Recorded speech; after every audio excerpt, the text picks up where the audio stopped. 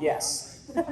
Everywhere. Hinchtown's kind of everywhere. It's wherever you want it to be. It's wherever you are. It's kind of a fluid situation. So for today, everybody, welcome to Hinchtown. Yes, guys, welcome. Thanks for showing up. Really appreciate you being here. So during the 100th running, James, you also had your own quest for the crown. We've got 33 ladies out in the audience today, all with your crown on. Yeah, I didn't make it as far as you guys did. I submitted the application. I thought I sent a very heartfelt video message in to the committee. I did some of the question and answer phases, but obviously I wasn't quite up to the task. So kudos to all of you wearing crowns today. I know how hard it is to get that. Well, we like you right where you are. You're a great analyst for IndyCar. If you ever tune in to the broadcast on NBC Sports, you can hear James, of course. But James, there's lots of highs and lows of racing. I remember the moment you crashed. I was up in the spotter stand in turn 3, and I knew something was different about it. I'm assuming you did too, but how did that moment change you forever? From the Indianapolis Motor Speedway, we're being told that James Hinchcliffe right now is undergoing surgery on an upper thigh. We don't know whether left or right, but we can tell you for certain that he's being operated on at the University of Indiana Hospital Health Center, also known as the Methodist Hospital. Well, it's so funny, you would think a logical person would go through a situation like that where you're in a race car, something happens, not of your control, something completely out of your control happens, nearly kills you. A logical person would think, I should probably stay away from this thing for a while, / always. But when people ask, how did it change me? Professionally, it didn't change me one bit. I mean, my third question when I woke up in hospital was, when can I get back in a race car? Because we're all a little off. But personally, it changed me a lot. I just had the 7-year anniversary of that crash last week. And, I look back and reflect on it, and to me, it's the greatest thing that ever happened to me in a lot of ways. It changed me as a person. It changed my perspective on life, the things you appreciate in life, the people that you appreciate in your life. So it's one of those bizarre situations where it sucks that you have to go through something as harrowing as that sometimes to learn these life lessons. But for me, professionally, like I said, no change. Was just as willing to get into a race car and do what all these lunatics are about to do. But yeah, personally, it was a big change. It was for the better.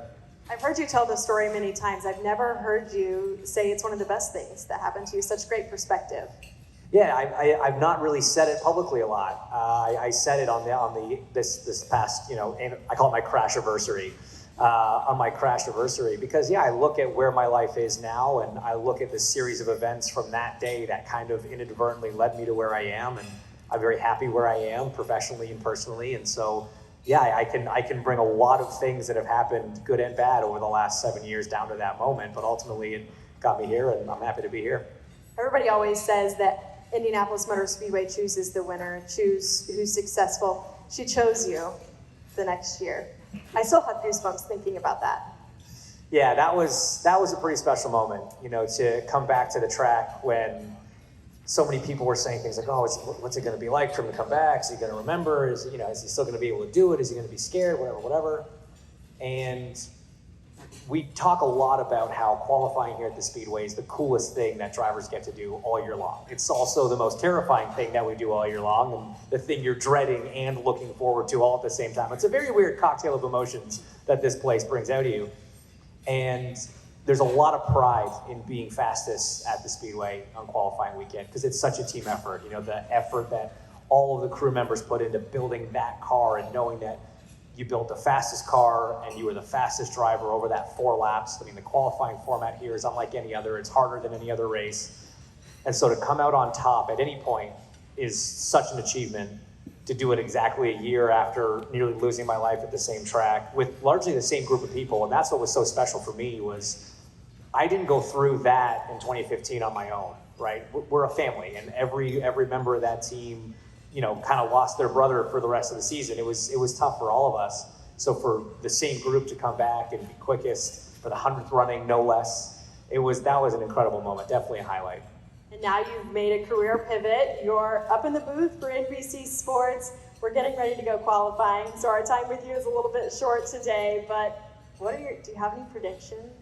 I mean, it's probably the most open qualifying that we've had in a long time because the conditions yesterday were so challenging. So few people really gave it an honest run. I mean, normally after Fast Friday, you're doing all this analysis. You've looked at every lap, the track conditions when a driver did that lap. You've got a good sense of where you are, where everybody else is. But with the conditions yesterday, it was kind of, a bit random. So some practice this morning gave us a little bit of a better idea, but I honestly have no idea. Before your time on TV, you spent many months of May here on the grounds of the Indianapolis Motor Speedway, participating in the 500 Festival Parade, Community Day, etc. What has this month, the Indianapolis Motor Speedway, the festival, all come to mean to you? It's so funny, Katie. When I first saw this race in person, I grew up a race fan, right? So I had watched the Indy 500 a bunch of times, and I knew it was a big deal. And then I came in 2008 as a spectator. I got to see it for the first time, and I thought, oh, wow, I actually really didn't understand it at all. Now I see it. Now I get it. And then a year later, I was driving Indy Lights, so we were kind of part of it. I was living here. We were racing on Carb Day, and I thought, oh, okay, never mind. Last year, I didn't get it. Now I'm living here. Now I'm in town. Now I'm part of the event. Now I get it.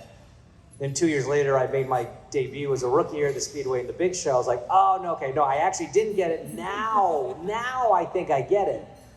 And every year it gives you something more, and it just reminds you how special this event is. And, especially living here in town. I mean, I'm an honorary Hoosier. I've been here 12 years now. Every time the calendar switches to May 1st, the whole city just changes. And I love that feeling, and I love coming into the racetrack.